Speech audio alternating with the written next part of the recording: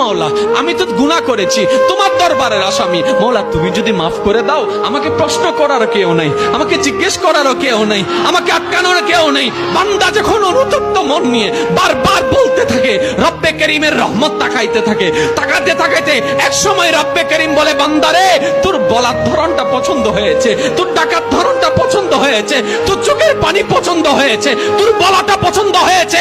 এবার মওলা বলে, আমি তোর সারা জীবনের কত গুনাহ করছিস? বান্দা বলে, মওলা 40,000 পার হয়ে গিয়েছে। কেউ বলে যে মওলা পাহাড় পরিমাণ হয়েছে, কেউ বলে যে মওলা আসমান পরিমাণ হয়েছে। এবার মওলা বলে যে আমি মাফ করে দিলাম, আমি মাফ করে দিলাম, আমি মাফ করে দিলাম, আমি মাফ করে দিলাম, আমি মাফ করে দিলাম, আমার বান্দাকে আমি মাফ করে দিলাম। ফেরেশতা বলে, মওলা এত বড় গুনাহগার, এত বড় আসামি, হাজার গুনাহগার, হাজারটা গুনাহ তওবা করেছে একবার, মাফ চেয়েছে একবার, তুমি মাফ করে দিলা, তুমি মাফ করে দিলা। রব্বে করিম বলে, মাফ করবো না তো কি করব?